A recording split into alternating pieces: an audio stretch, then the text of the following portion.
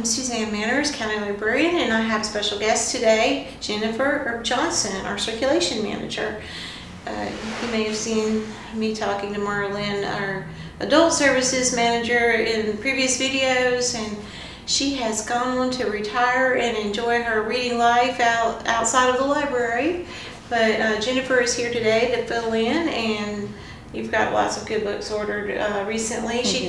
Your job is not just managing the circulation department, but ordering for the library's fiction collection. Adult fiction. Adult fiction. So you got some good topics or stories to tell us about? Yeah, sure. Do you want me to start with? Sure. That looks good. It's really cute. I love cats. So this is on our new fiction shelf. It's been there a couple months now, but I read this recently. It's called Cat's People.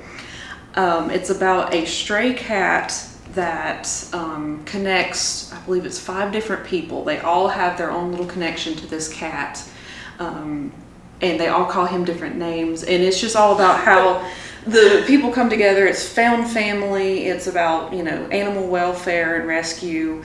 The main character, like the main character, and the author are huge advocates for TNR, which is trap, neuter, and release for stray and feral cats, which I'm personally in the middle of right now. So you do that yourself? Yes, that's I'm awesome. Personally in the middle of that. So it was very timely, and it's just a really wholesome read, and I love the found family theme.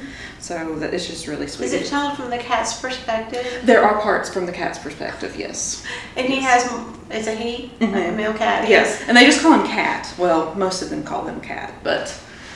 I used to wonder what my cat thinks about when I talk to him sometimes. Like he thinks I'm crazy or something. What is wrong with her? But that's cool. It's a really sweet book. It's a unique way to tell a story with a cat having all these different owners, so to say. Yeah, He's a cat on the go. Yes, it's very good. All right, cool. I like it. Well, we'll hear more about some other things, and I just want to update you on all of the new and upcoming programs for the month of August. And we're kicking it off here. August 2nd is the first Saturday of the month, and every first Saturday at 1 o'clock here in the library, we do have popcorn and movies.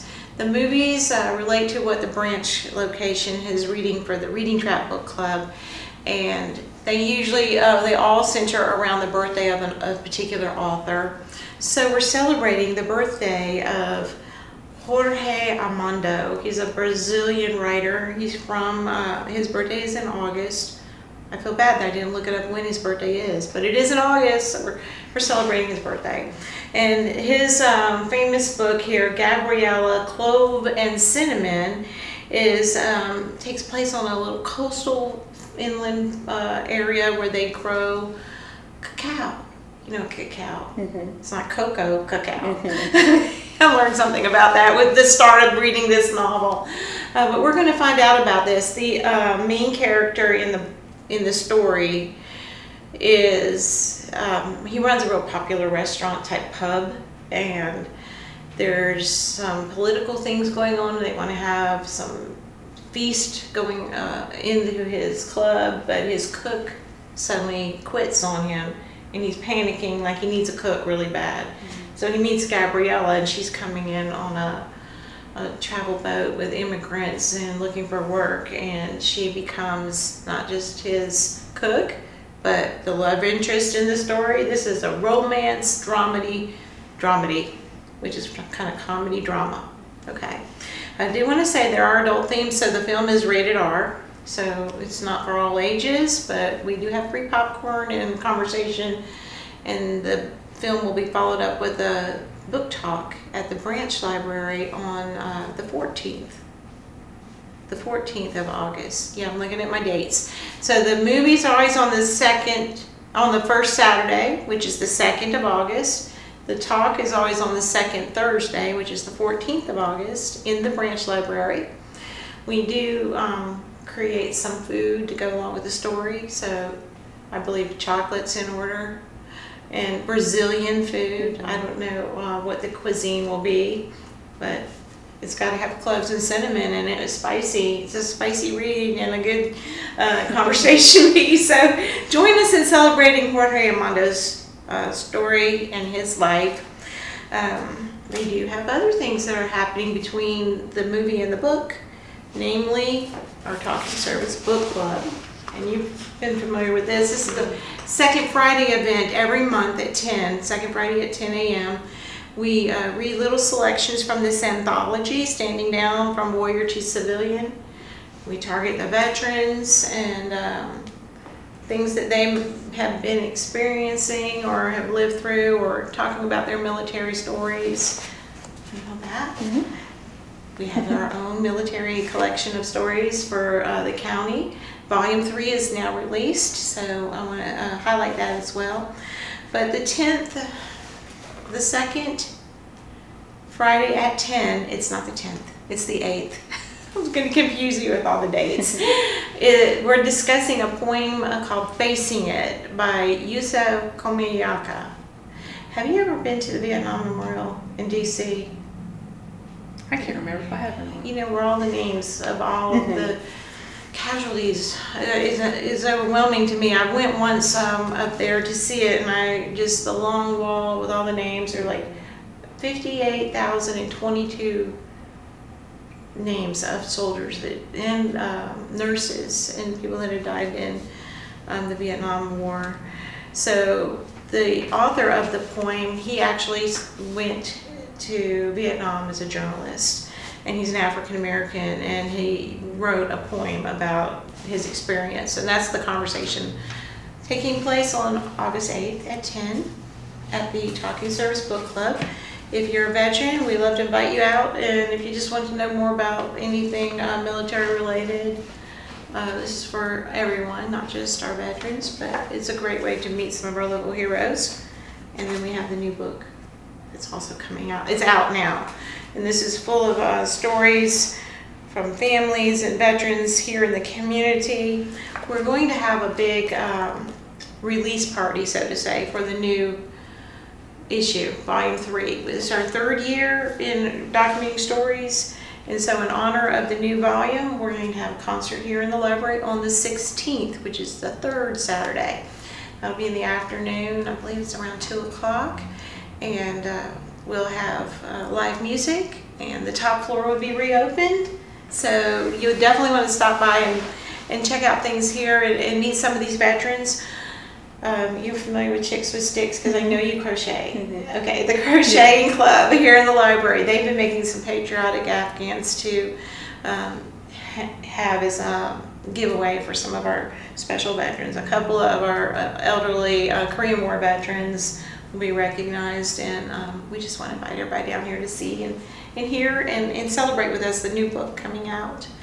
So we have Marlon is not here. Mm-hmm. And she's had a long time book club in the library. I guess it's just called the Library Book Club. Because she's no longer hosting it with us and she's on to retirement, doesn't mean she won't be here as a guest, because she loves talking about books. So I know she's planning on coming back and visiting with us in a conversational way, just not leading the group. Mm-hmm.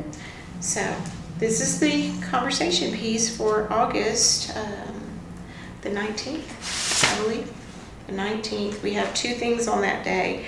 But the normal third Tuesday at 4 o'clock book club will still be around. The Handmaid's Tale by Margaret Atwood. Do you know any of Margaret Atwood's stories? Yeah, I actually read Alias Grace by her when I was in college. That was incredible. I still think about that book. It's on my to-read list. I've skimmed through it's incredible.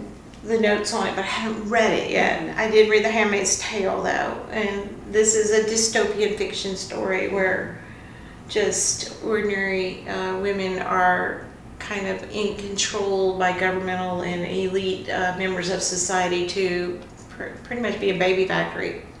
They're not treated with respect as women today, or should be. So The Handmaid's Tale is a conversation about what could future world be like. Mm-hmm. We want it to be that way.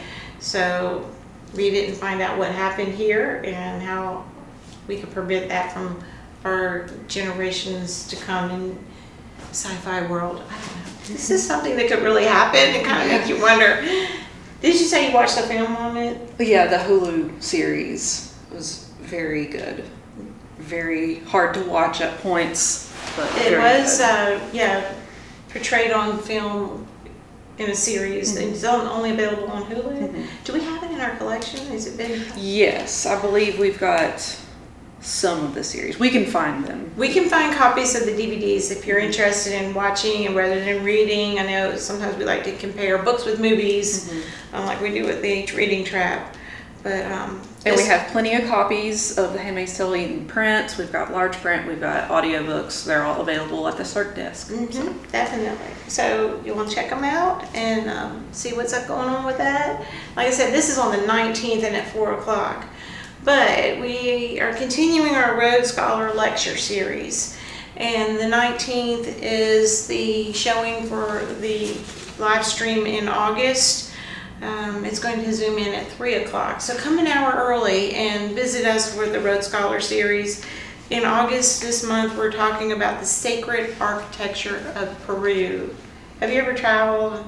I mean, I've never had the privilege to go too far outside the States.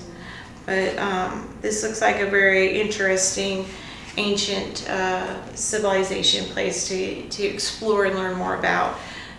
With the Rhodes Scholar Lecture Series, you don't necessarily have to get a passport and go abroad. You can travel from the armchair, learn about things on the big screen, and talk it up with other folks. We're going to be learning a little bit about celestial events and honored deities that served as centers of political and religious power. That's the caption here about this Peruvian civilization and the pyramids and the temples of Peru. So if you want to learn more about that sacred architecture, 3 o'clock, the 19th, 4 o'clock, right after that, Handmaid's Tale.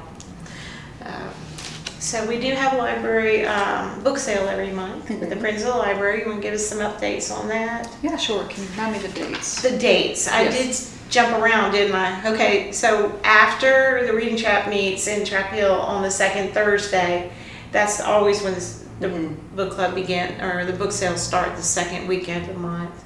The 14th of August, 5 to 7, and then the following Friday and Saturday all day. And that Saturday they're having their Stuff a Bag event where you can stuff a bag full of books for $5. So yeah, that's good. Good deal. Get a lot of books in there, especially if they're little paperbacks. You can get a whole bunch of them. But they do start open on Tuesdays too. So normally they work in the workroom every Tuesday, and they say, why don't we just open the door and let people come in and shop while we're here?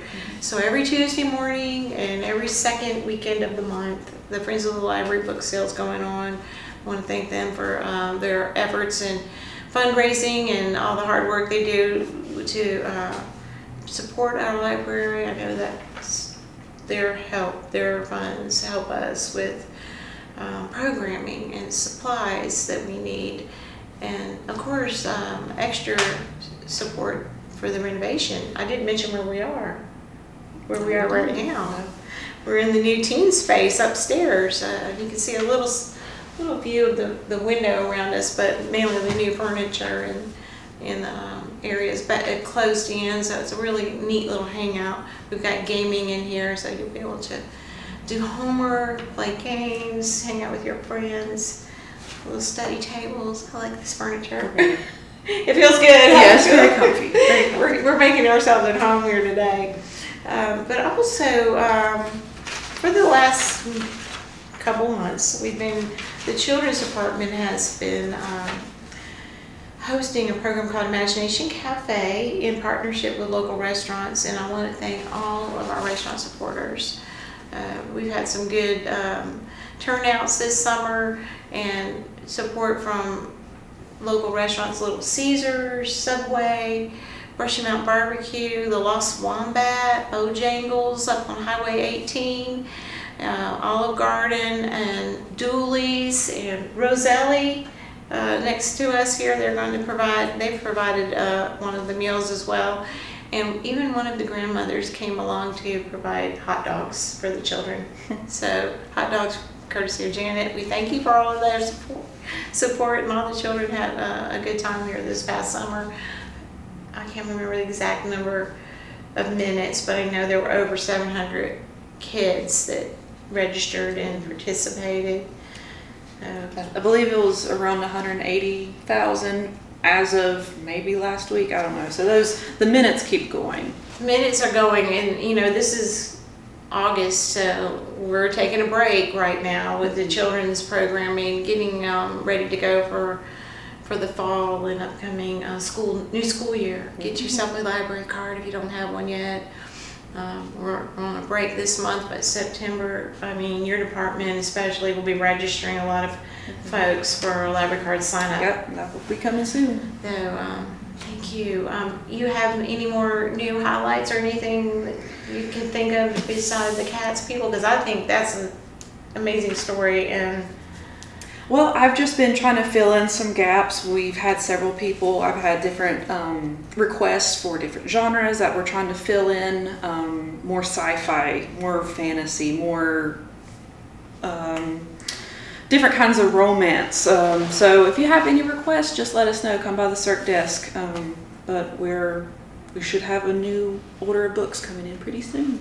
thank you. I'm so excited every time we get the books up here and our tech service team's processing them. It's like they're opening them up a box of books. It's like a Christmas package. It really is. It's like opening up Christmas package all the time old. with books in them. And then, of course, anything that we don't have, we can always try to find it somewhere else and have it delivered for you. So the library is a place to go to get all the good reads. The fiction collection is, like you said, being updated all the time. But we have a lot of other nonfiction titles as well. There's our own published book. Lots of good things to read here. Thank you for sharing your favorite book today. I'm excited to read that myself. Yeah. I love cats. And I even adopted a cat from this library parking lot. Do you need another one? I'm actually, 2 is enough. But my little kitten has really taken off since I got him here like 2 years ago. He was a little bitty baby abandoned in the parking lot. So me, and I kept him. There you go. Cat people. Cat people, that's me. All right, thank you everyone, and I hope you have some fun to finish out the summer, but come by and see us, and we're looking forward to showcasing the new spaces on the top floor.